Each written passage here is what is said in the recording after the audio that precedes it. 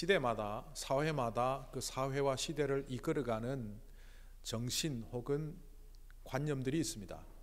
과거의 철학자들은 그것을 시대 정신이라고 했습니다. 유명한 헤겔이라는 철학자는 그것을 독일어로 Zeitgeist라고 해서 시대 정신이라고 명명했습니다. 그런데 이것이 결국 지배계층 혹은 통치계층의 주도적인 걸로 인해서 사람들을 억압하는 구조다라고 해서 오늘날은 시대정신이라는 말을 거의 사용하지 않습니다. 한 시대를 풍미했던 시대정신 중에 예를 들면 이런 게 있죠. 나치즘. 나치즘은 지금은 언급도 하기 어려운 그런 용어가 되었지만 1차 세계대전의 패전으로 인해서 실망과 분노로 가득한 독일 사회에 이 나치즘은 히틀러를 통하여 젊은이로부터 노년까지 그 시대를 풍미하는 최고의 정신이었습니다. 그것이 잘못된 것이었기에 결국은 폐기 처분되었죠. 그러다 보니 이런 시대 정신보다는 오늘날 우리가 사는 시대는 사회적 통념이라는 것이 더 관심거리가 되고 있습니다.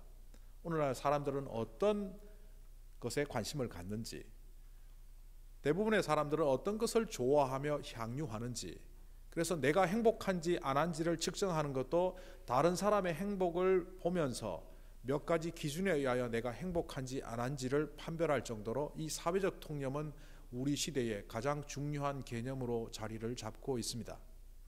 그런데 이것도 어떻게 보면 조작 가능한 것이라는 것을 우리는 알아야 합니다. 추천 알고리즘이라고 들어보셨습니까? 요즘 유튜브라든지 혹은 네이버에 나오는 한국 뉴스라든지 아니면 아마존에서 물건을 살 때 나는 내가 선택하고 결정한다고 많은 사람들이 생각하고 있지만 분석된 자료를 보면 알고리즘에 의한 조작이라는 거죠. 어떤 사람이 좌파 기사를 보기 시작하면 그 뉴스는 전부 좌파 뉴스로 추천을 합니다. 반대로 어떤 사람이 우파의 기사를 보기 시작했다면 그 신문 기사는 자꾸 우파만을 봐서 편향되게 하고 있다는 것이 사회학자들의 연구 결과로 드러나기도 했습니다. 유튜브를 보다 보면요, 저도 간혹 이건 내가 왜 자꾸 이런 걸 보게 하지? 추천 알고리즘에 잘못 말리면 5분 보려고 했다가 30분, 1시간을 보는 경우들이 있죠. 아마존은 매출액의 50% 이상이 사실은 소비자가 선택하는 것이 아니라 추천 상품으로 비롯된다는 것이 통계 자료에도 나와 있습니다. 정확히 잘 모르시겠지만 저도 잘 모르고 추천 알고리즘을 통하여 아마존도 유튜브도 그리고 트위터를 비롯한 많은 신문 기사들도 조작 아닌 조작이 되고 있다는 것을 알아야 합니다. 그러니까 사회적 통념도 과거의 시대정신 못지않게 우리를 잠식해 오고 있다는 말이죠. 그럼에도 불구하고 우리는 다른 사람은 어떤 관심사를 갖는지, 이 시대는 무엇을 원하는지, 우리가 살고 있는 시대는 어떻게 흘러가는지를 관심 가지며 또 내 생각도 내 가치도 거기에 맞추어서 살고 있습니다.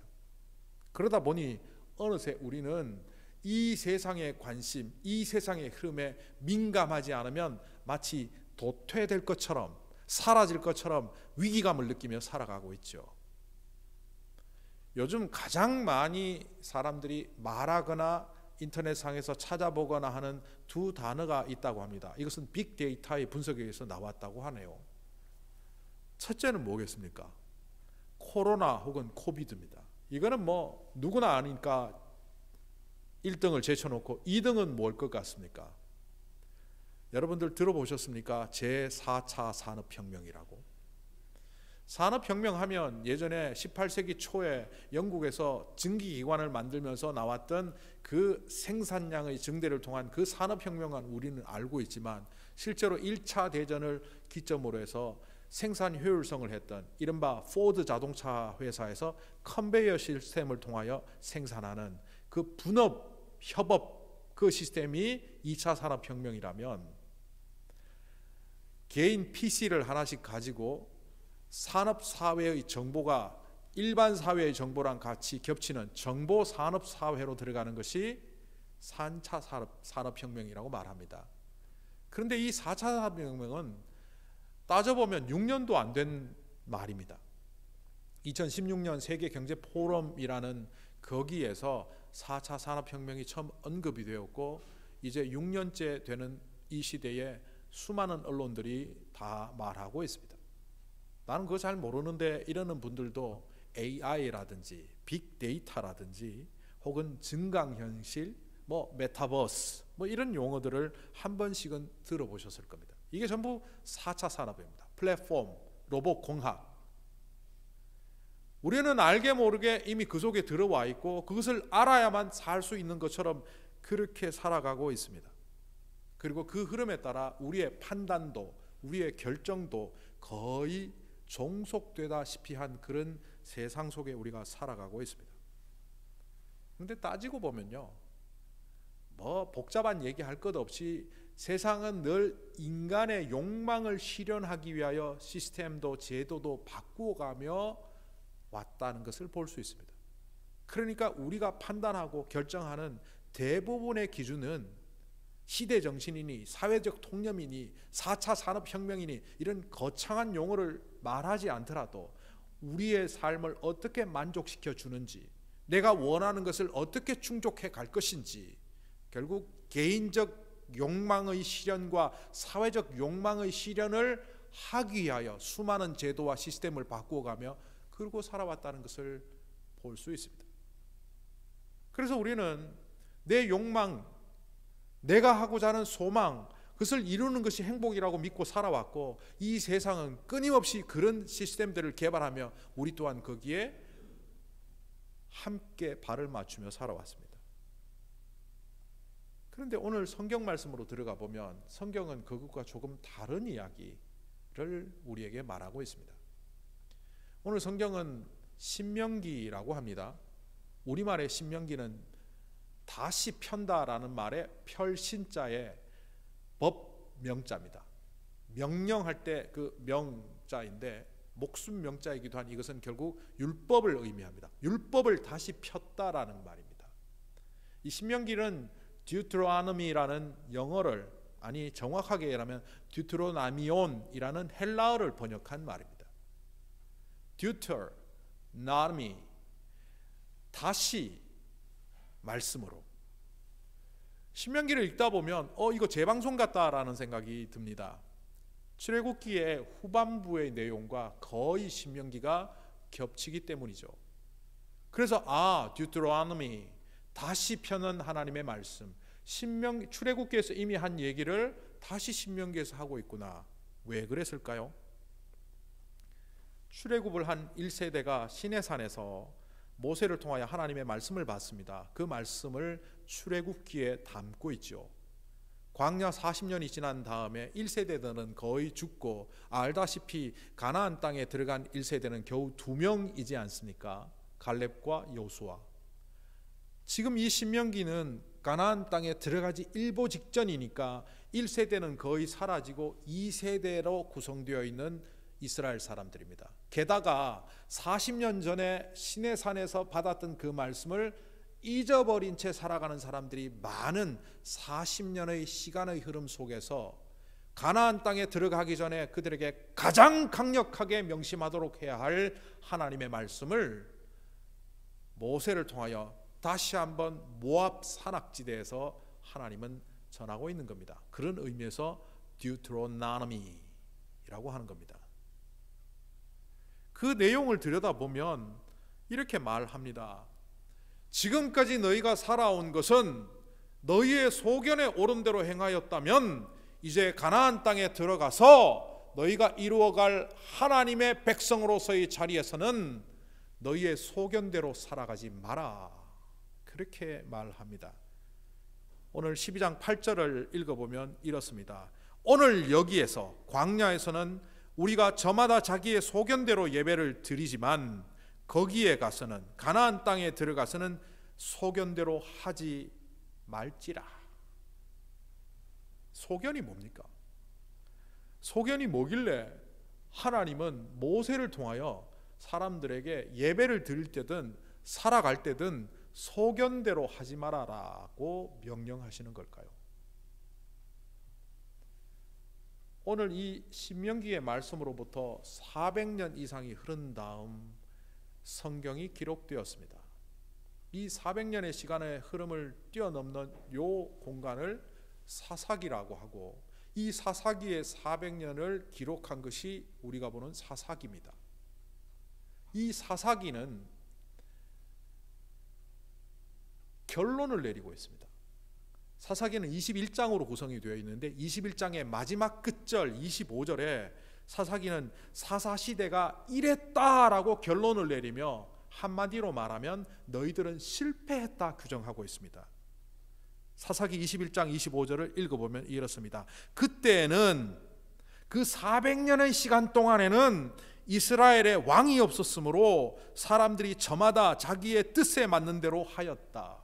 옛날 번역으로 다시 읽어보면 그때에 사사시대에 이스라엘에 왕이 없었으므로 사람이 각기 자기의 소견에 옳은 대로 행하였더라. 400년 전 신명기를 통하여 가나안 땅에 들어가면 각기 소견에 옳은 대로 행하지 말고 주님 뜻 가운데 살라고 분명히 얘기했음에도 불구하고 400년이 흐른 후 결론은 자기 소견대로 살아가다 망한 시대가 되었다라고 사사기는 결론을 맺고 있습니다. 다시 질문합니다. 소견이 뭡니까? 어떤 목사님이 이렇게 설교하는 걸 제가 들은 적이 있습니다. 소인이 아뢰옵기는, 보통 우리나라에서 자신을 낮추어서 작을 소자를 써서 소인이라고 한다. 그러니까 이 소견은 대견이 아니라 소견이다. 작은 견해다. 틀렸습니다. 히브리어로 보면 소견에 의한이라는 이 문구를 세 개의 단어로 구성하고 있는데 읽어보면 이렇습니다. 콜 하이샤르 바에이나이. 콜, 이건 뭐 접속사 혹은 전치사 뭐뭐에 따라서. 하이샤르, 하는 떼어버리면 이샤르는 옳다라는 말입니다. 에이네이는 변형이 되었지만 이것은 아인, 아이즈, 눈을 의미합니다. 눈에 옳은 것에 따라서. 직역하니까 정확히 무슨 뜻인지 모르니까 조금 의역하면 이런 겁니다. 자기가 보고 이거 나한테 이익이 되겠구나, 이거 좋겠구나 라고 생각하는 것에 따라서 사람들이 판단하고 결정하며 살았다는 겁니다. 하나님이 그렇게 하지 말아라고 얘기했는데도 불구하고 이 사람들은 자기가 보기에 합당하고 자기가 보기에 이익이 되고 자기에게 도움이 될 만한, 자기의 욕망을 실현할 만한 그것에 따라서 만사를 판단하고 결정하며 살았다는 겁니다. 사람관계를 맺을 때 저 사람 나한테 도움이 될까? 어떤 일을 할 때 이거 하면 이익이 생길까? 이 일을 하면 사람들이 알아줄까? 그리고 이 일을 통해서 내가 성공을 할 수 있을까? 이런 질문들이 전부 소견대로라는 겁니다.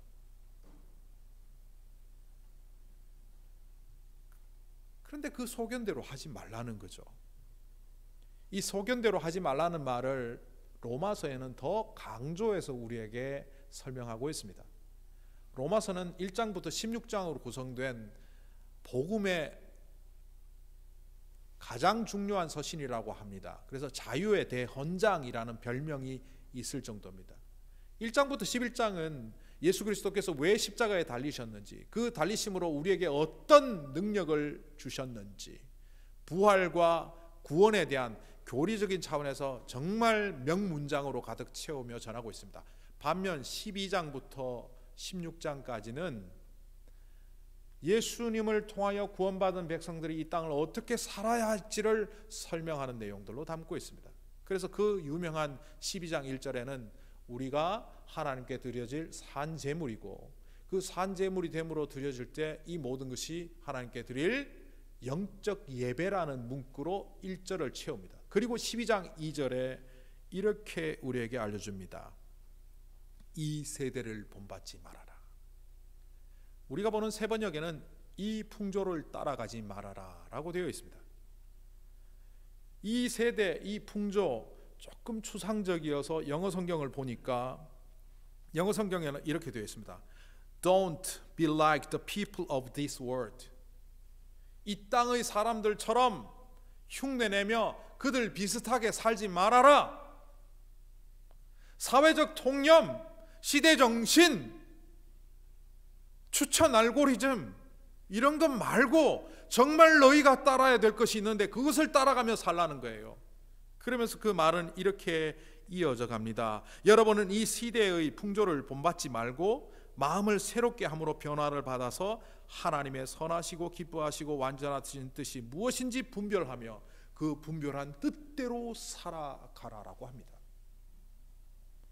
근데 우리의 문제는 뭡니까? 그 뜻을 분별할 수 없다는 겁니다. 욕망의 눈에 가리면 하나님을 향하여 기도하면서도 욕망의 기도를 드립니다. 주님의 뜻을 따라 헌신한다고 하면서도 욕망의 눈에 가리고 탐욕의 눈에 가리면 자기 성공을 위하여 목회하는 목회자가 되고 자기 성공과 자기의 이익을 위하여 사역하는 장로가 되고 자기가 인정받기 위하여 교회 일을 하는 집사가 될 수밖에 없는 겁니다. 그러니까 하나님의 뜻을 분별하는 것이 만만치 않다는 겁니다. 이런 우리들을 향하여 오늘 신명기 12장 1절에는 이렇게 말합니다. 당신들이 땅 위에서 산 날 동안에 당신들이 지켜야 할 규례와 법도가 다음과 같습니다. 규례와 법도라는 말은 하나님의 말씀을 통칭하는 말입니다. 이것을 히브리식으로 표현하면 토라, 율법이라고 말할 수 있습니다. 우리는 율법에 대한 안 좋은 기억이 있죠. 신약시대에 율법주의자였던 바리새인들을 통하여 이 율법은 좀 안 좋은 이미지를 우리에게 주었습니다. 게다가 사도 바울의 서신에서 율법에 대하여 늘 이렇게 말합니다. 과거의 번역은 율법은 몽학 선생일 뿐, 어린아이 시절에 깨닫게 하는 수단일 뿐, 우리에게 구원도 생명도 줄 수 없어서 오직 예수 외에는 구원도 생명도 줄 자가 없다라며 율법을 굉장히 낮게 표현한 듯한 내용을 우리가 보았기에 율법에 대하여 안 좋은 기억들이 있습니다.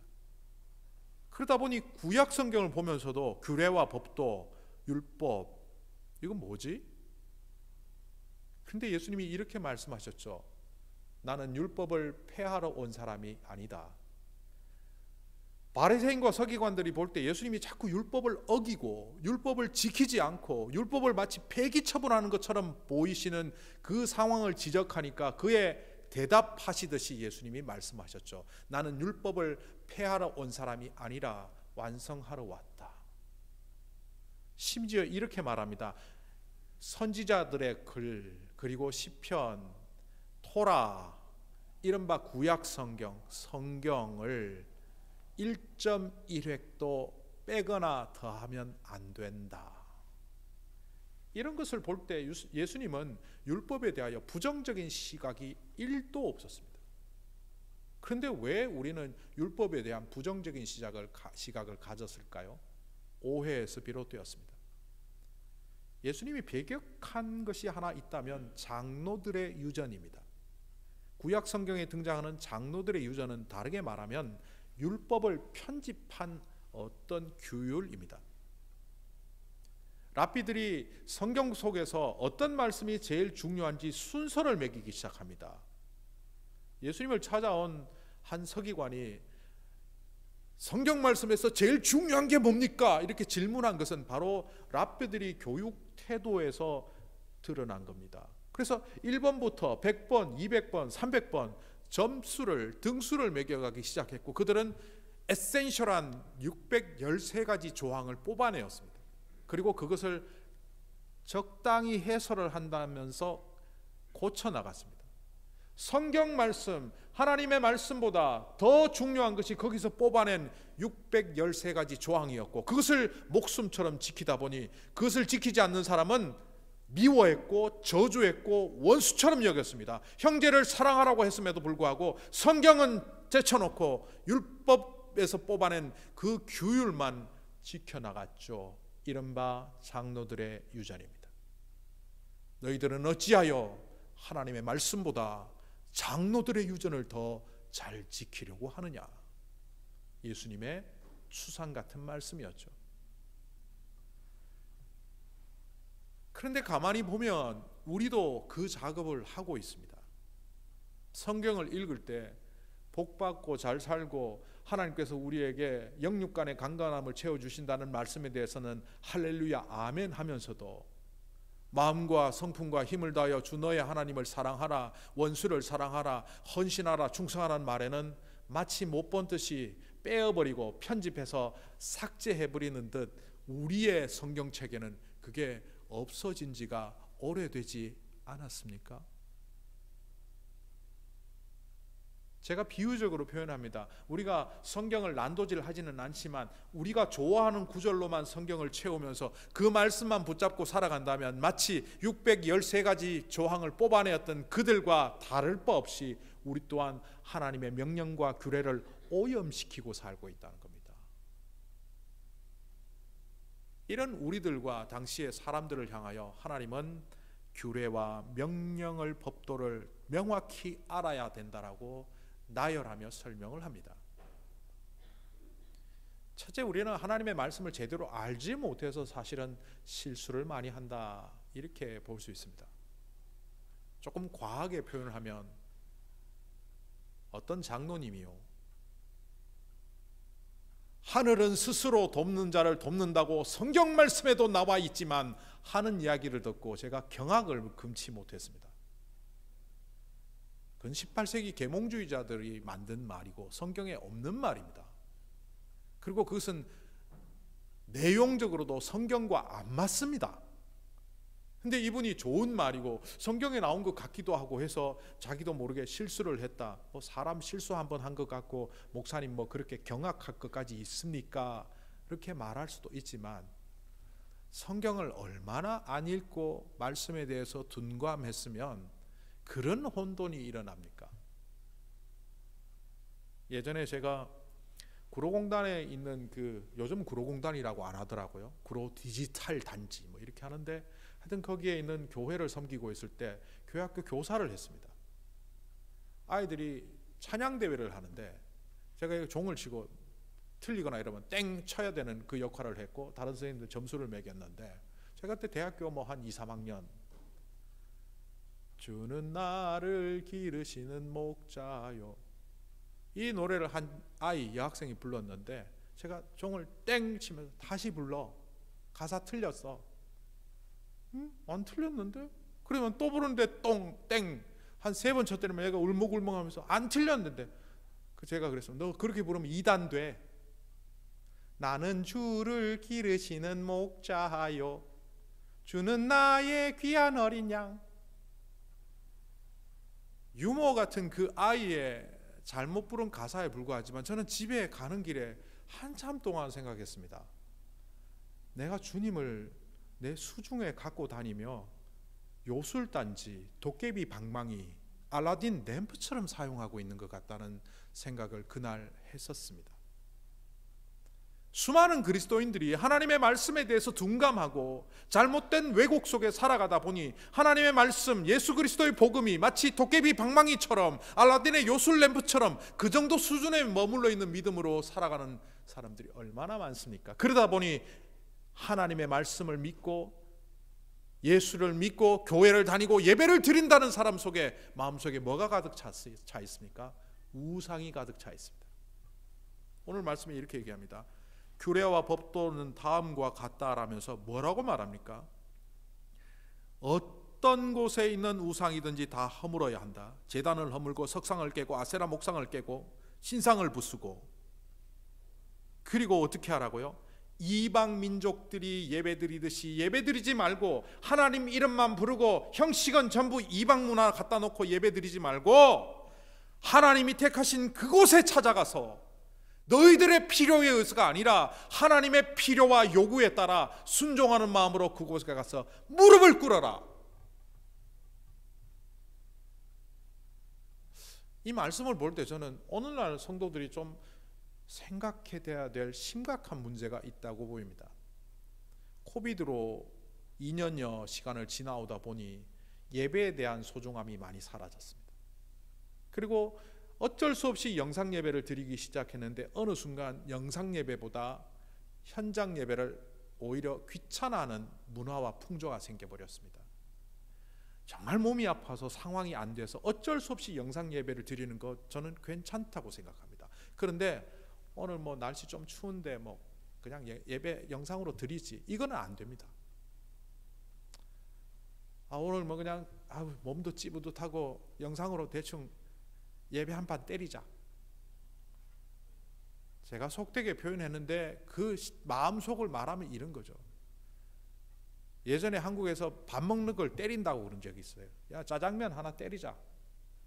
맛있고 좋은 식사를 한다는 게 아니라 그냥 끼니를 때우자라는 말을 젊은 사람들 사이에 때린다.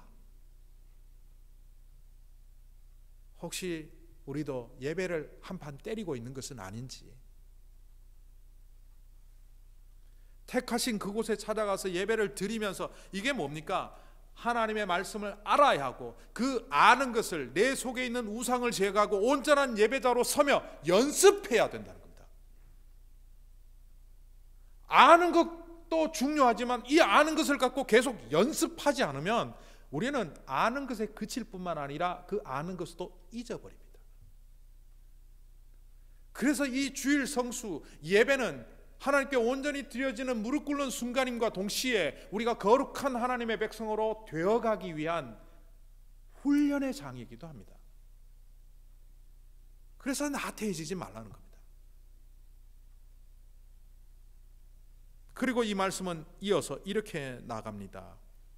온전히 예배를 드리면서 그 안에 기쁨이 생기기 시작하는데 그 기쁨을 가족들과 함께 즐거워하며 예배자로 온전히 서라. 그러면 너희는 결국 지금은 부족하여 소견에 오른 대로 예배를 드리고 너희의 소견대로 살아가고 너희 생각과 욕망에 따라 살아가는 세상 사람처럼 보이지만 어느새 너희는 연습의 결과로 올바른 선택과 올바른 판단을 할 수 있는 소견을 버리고 주의 뜻을 따르는 자로 살아가게 될 거다 라며 이 말씀은 결론을 내립니다. 다시 로마서로 가볼까요?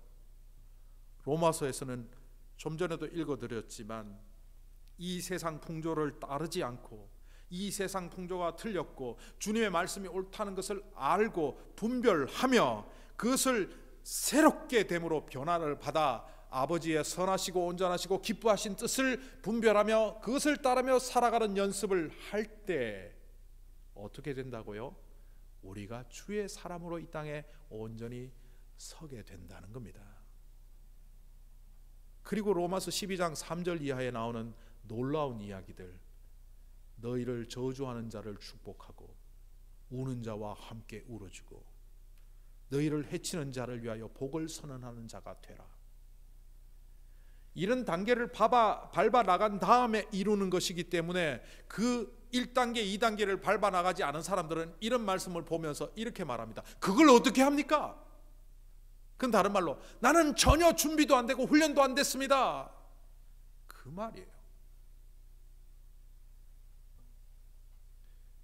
소견에 오른 대로, 눈에 보이는 대로, 내 입맛에 맞는 대로, 내 성격에 맞는 대로, 나에게 기쁨이 되는 대로 내가 원하는 방식으로 살아오며 예배드리며 신앙생활 하다 보면 어느새 우리는 겉으로는 하나님의 백성이지만 그때 왕이 없으므로, 이것은 솔로몬, 다윗, 사울 같은 왕을 말하는 게 아닙니다.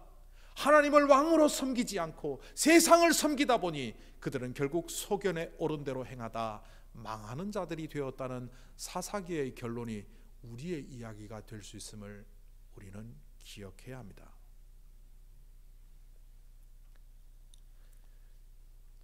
창세기 3장 6절에 이런 구절 나오는 것 아시죠? 여자가 그 나무의 열매를 보니 먹음직도 하고 보암직도 하고 탐스럽기까지 한지라. 제가 이걸 보면서 이런 생각을 했습니다. 이 하와가 엄청 똑똑하네.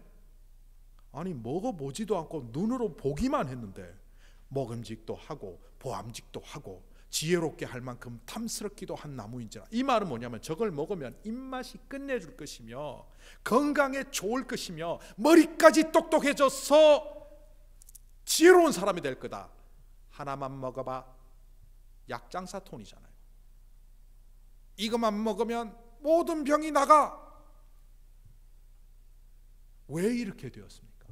에덴 동산에서 늘 하나님 곁에 있음에도 불구하고 왜 이렇게 타락한 백성이 되었습니까?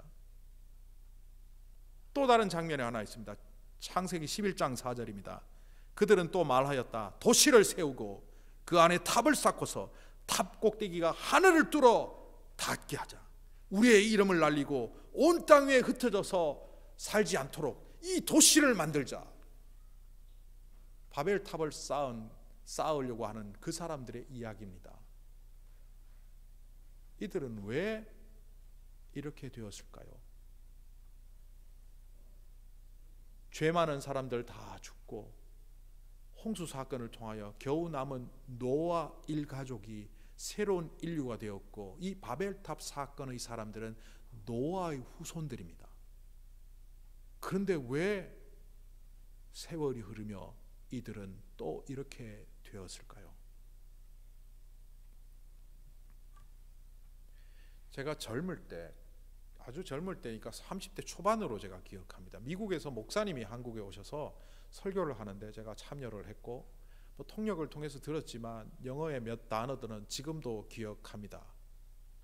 그때 제가 이해되지 않는 단어 하나를 그 목사님이 말씀하셨는데 우리 보고 Christianize 하라는 거예요. 사전에 찾아보니까 사전에 안 나와요. 요즘 사전에는 모르겠습니다만 당시 사전에 안 나왔어요. Christianize, 이게 뭔 말을 하는 거지?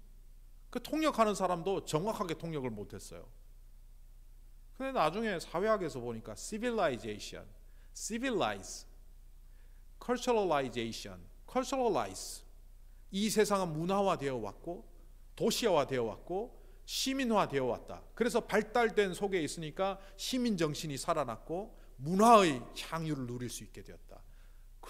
culturalize, civilize라는 말을 제가 알게 되면서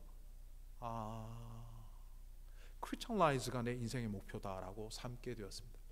지금까지 그렇습니다. 그분이 말한 이야기를 나중에 깨달았습니다. 그게 뭐냐 하면 우리가 욕망에 따라 살아가다 보면 하나님의 뜻을 저버리는데 철저히 훈련되고 하나님의 말씀에 따라 훈련하는 삶을 살아가다 보면 어느새 내가 소망하는 그 꿈이 하나님의 꿈과 일치가 되고, 내가 욕망하며 이것을 이루려고 발버둥치며 노력하면 그것이 하나님이 우리에게 맡겨준 사명이 되고, 우리는 늘 하나님의 사명과 우리의 욕망이 상반되어서 이것을 하나로 만들기 위해서 얼마나 갈등하는지 모르는데, 그 목사님의 이야기 속에서 성숙한 그리스도인, 훈련된 그리스도인이 되면 어느 순간 내 욕망이 하나님의 뜻 안에 있고 내가 원하는 바가 하나님이 원하시는 바고,